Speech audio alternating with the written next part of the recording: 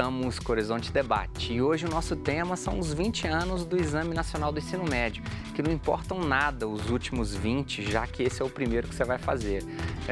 Ou então, não importam nada os últimos 3, que se Deus quiser, esse vai ser o último. Ô, Jean, desculpa, no final de tecer essa história eu te cortei, perdão, continue. Cara.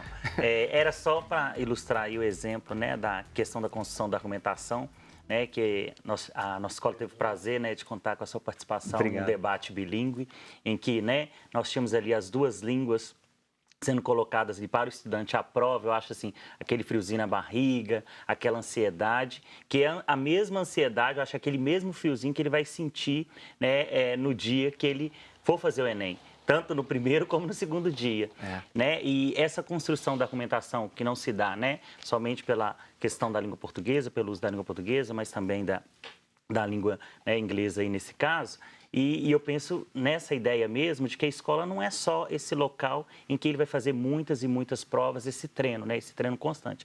Ele é necessário? Ele é necessário, né, porque o sistema, né, que nós temos. Sim. E acaba que o nosso estudante ele necessita, porque esse é o único meio, né, dele entrar na universidade. Não como aquele vestibular tradicional, né, que nós conhecemos aí um pouco, porque na minha época era esse vestibular tradicional, não entrava pelo Exame Nacional. Só para poder contar para o telespectador que nesse dia era um debate bilíngue bacana lá no Colégio Santo Agostinho de Contagem, e aí eu fui convidado para falar para um paciente meu, que é aluno do professor Jean, para falar sobre cotas.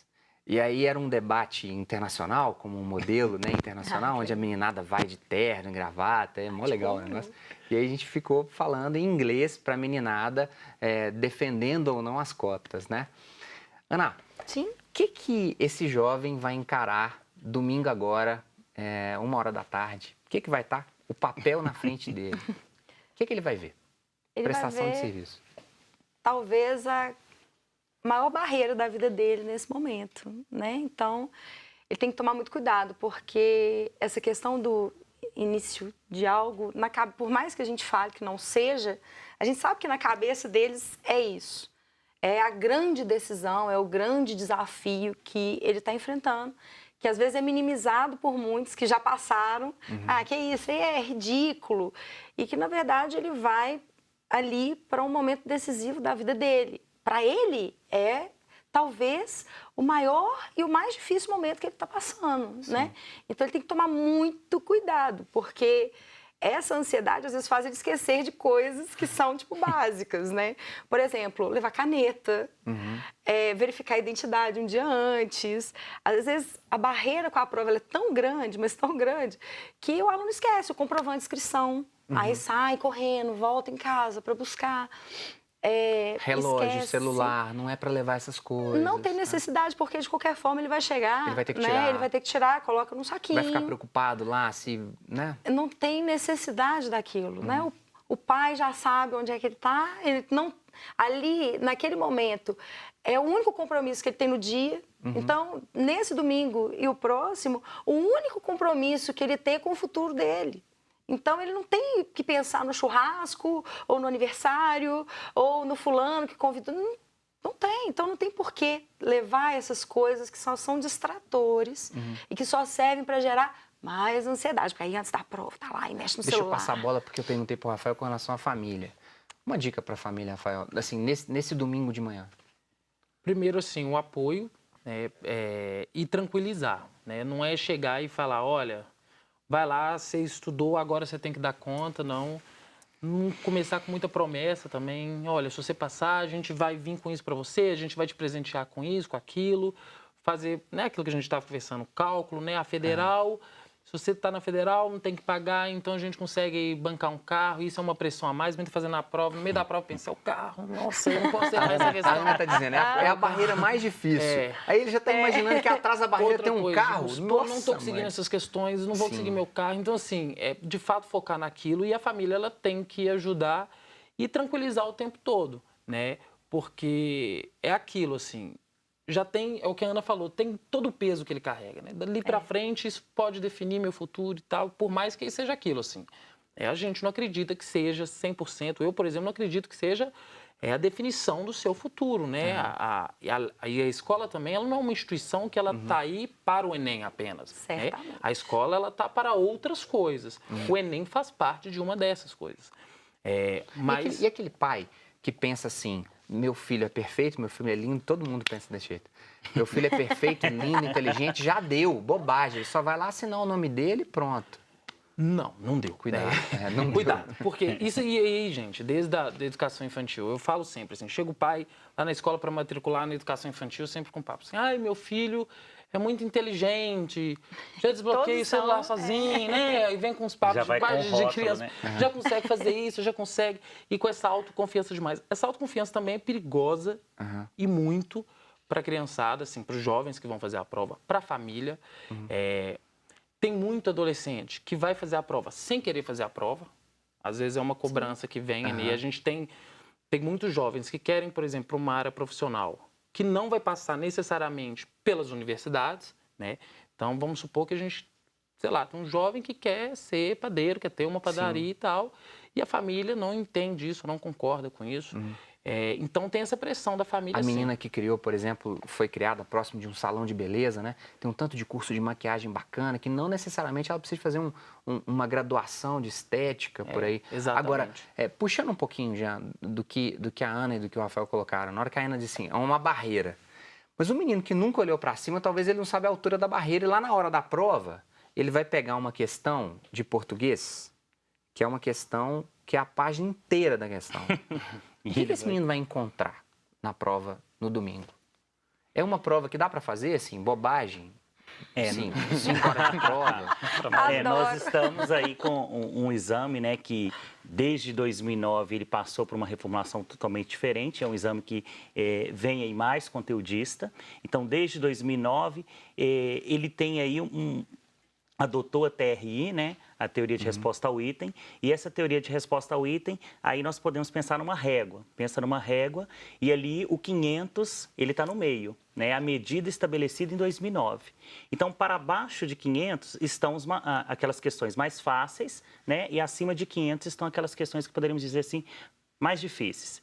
Aí, se eu pensar naquele estudante que pegou, né, ali o item de língua portuguesa, né, um texto extenso, ele não conseguiu entender, ou ele não percebe ali que não tem muito tempo, e aí ele começa a chutar. Vamos pensar que ele está na questão 10, né? E ele começa a chutar essa prova.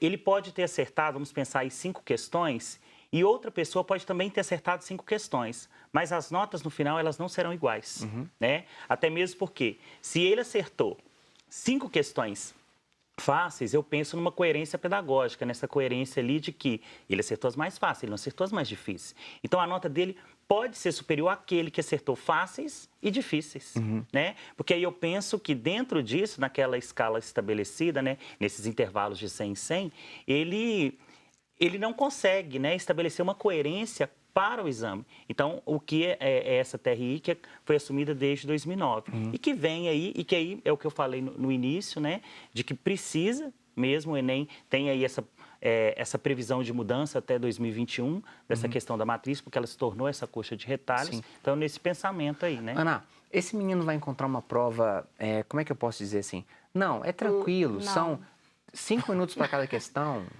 Não, o que acontece? Ele tem, em média, 2,42 para responder. E no domingo, ele faz uma prova, ou ela, né? Vamos ampliar, né? Faz uma prova extremamente complicada. Por quê? Porque é uma prova só de leitura. Até o ano passado, né? Até o ano retrasado, desculpa, nós tínhamos um dia de matemática com linguagens e um dia com as ciências da natureza e as ciências humanas. Ciências humanas e linguagens trabalham com o mesmo tipo de raciocínio.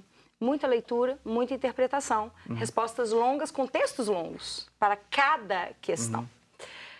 Matemática são raciocínios mais objetivos, assim como nas ciências da natureza você também tem raciocínios mais objetivos. Então, com a matemática e as linguagens, as humanas com as de natureza, você tinha como alternar o tipo de raciocínio. O primeiro domingo para o aluno ele é muito puxado, até para o aluno que tem afinidade com a área, porque é num horário que você tem sono, é à tarde, é quente. A maioria das escolas não tem ar-condicionado, não está em áreas que às vezes pode ter barulho externo. Então, além da própria dificuldade externa, ele se depara com uma prova que às vezes tem questões que vão ocupar metade de uma folha A4. Sim. E a leitura é uma leitura maçante.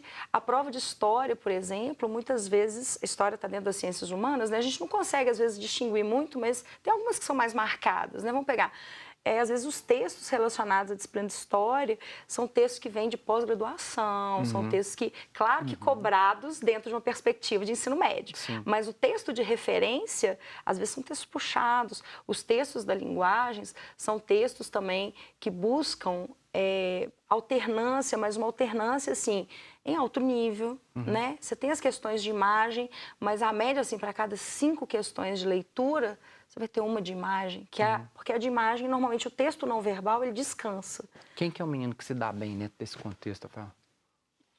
É o que eu sempre falo, assim, não basta a gente só trabalhar o conteúdo, a gente tem que trabalhar as habilidades humanas, assim, a gente tem que ter um trabalho, uma habilidade socioemocional. Então, não basta o aluno saber todo o conteúdo de trás para frente, de frente para trás, mas ele não consegue lidar com ansiedade, ele não consegue lidar com a gestão do tempo, né?